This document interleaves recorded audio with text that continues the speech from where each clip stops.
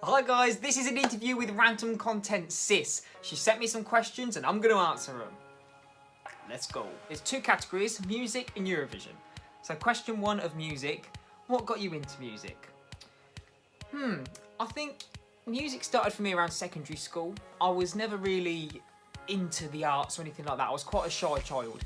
It wasn't until I started a drama group afterwards and I really found my feet in it, and I started doing performances and like Midsummer Night's Dream, Annie, things like that, and I really got into the musical theatre aspect first before music myself.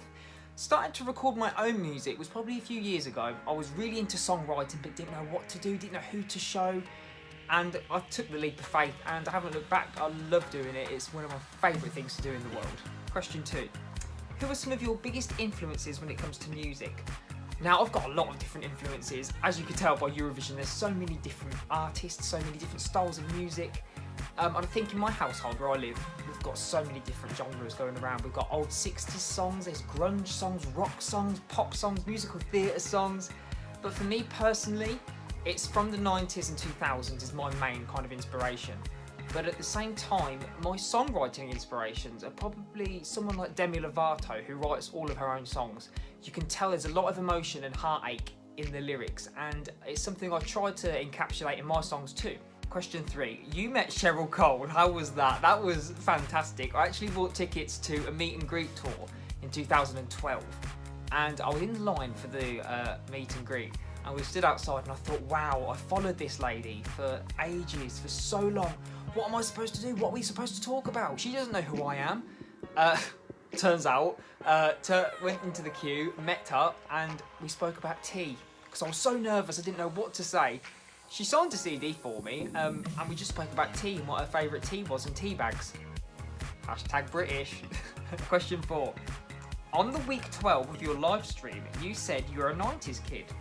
What stuff of the 90s are you listening to? Well, if we're talking music, I'm listening to Backstreet Boys, Boyzone, Take That, the Spice Girls, All Saints, anything from the 90s. Literally, S Club 7 or Steps, anything from the 90s is my jam. I just think it's got a real good formula to the songs. Like it's not dated like 70s and 80s, but it's got a great formula to it, and it's songs that you can listen to today and it still has that same sort of impact on you. Question five. What inspired you to write Whipped and Feel? Now, they are two very different tracks. Whipped was written from quite a dark place. It was about a relationship that really took a toll on me mentally, and that I found that I wasn't myself anymore. It was quite an abusive, a mentally abusive relationship. Somebody was taking me for granted, using my good nature against me, and it was only when you look back on that situation that you start to not recognise who you are. I feel like all the good stuff comes from the heartache, especially when you're writing songs. It's a shame, but it's just the way it is. And it was that I really feel like I needed to get off my chest.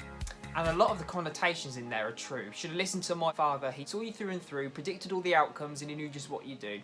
Should have listened to my mother, always told me not to bother. Now my heart has been slaughtered. It's all completely true. And I feel like with the raps, I emote a lot better in raps, like emotion-wise. I invest more. I feel like they're more personal. So I try and write a rap, but then I turn it into a song. There's so many different ways of going about it. And Feel, which is out now, I actually wrote from a really good place, from about somebody helping you get through a tough time, and then you wanting to help other people get through a tough time, just with positivity and lifting people up. And the world should revolve around positivity, not negativity. Right, now we're on to Eurovision. Question one, when did you start to follow Eurovision? Well, I started in around 2006 time. I kind of heard about it here and there, but I watched a semi-final, and well, it was our national finals, and it was Scooch, and I was really interested in Scooch, to see what they were all about. And it was them versus, I think it was Cindy in a national final, and Terry Wogan and Fern Cotton actually got their wires crossed, and they both announced a wrong winner. Terry Wogan announced Cindy, and Fern announced Scooch, and the winners were actually Scooch, but there was uproar, and it was that sort of controversy in live TV that really got me into it to get going. And there was, I suppose, I've been on and off from 2006, but then not really hardcore until like 2017, something like that. Question. Who are some of your favourites at Eurovision? If we're talking, are we talking recently or all time? I think all time, Alexander Rybak, obviously that's the winner that got me into it. Loreen. This year I really like The Root. Obviously I like Rocco Blažević. Who else from this year? I really like Little Big, and I'd never heard of them before Eurovision.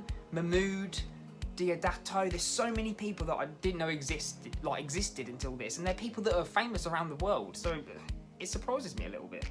Question 3. If you were at Eurovision one day, I hope, in brackets, bless you, what type of music would you like to present at Eurovision? Well, if we're talking about from the UK, I feel like we need to take something to just stand out. I don't feel like we need to aim to win or to take something groundbreaking or boring or any ballads. I feel like we just need to make an impact enough to get on the left-hand side of the board to be remembered for the next year. We just need to get in the people's hearts again. That's all we need to do. Send a bop. Send a good old bop. Question 4.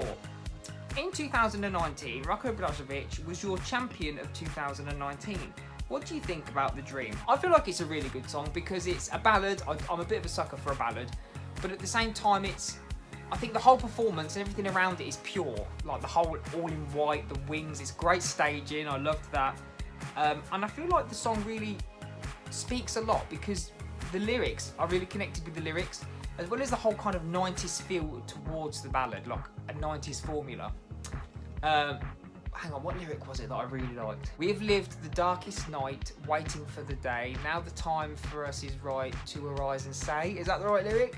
It was that one, and I thought, wow, that's a really strong and personal lyric. And it's just little bits like that you can connect with in a song. It doesn't have to be a lot, it doesn't have to be the melody. Sometimes the lyrics are stronger than the melody. Question 5. As we say in Croatia, sugar on the end. Sugar on the end. We say a cherry on top. In the UK, we say, oh, just put the cherry on the top. Please write/send me a message to me and my Euro friends. All I want to say is thank you everybody if you've supported me or if you've been watching my videos or you're watching Emma's videos because she produces some random content for you guys.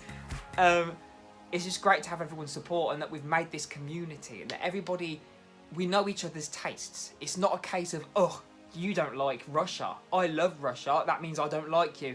People are more mature than that nowadays. We understand that everybody has different tastes, and I'm really pleased that the community that we have built has really replicated that, and we've really started to appreciate each other. So thank you for the positivity, thank you for the good vibes, thank you for the support. Stay tuned, lots of stuff to come your way, and I'll see you soon. Take care everybody. Thanks for the interview, Emma. Make sure you subscribe and like the videos.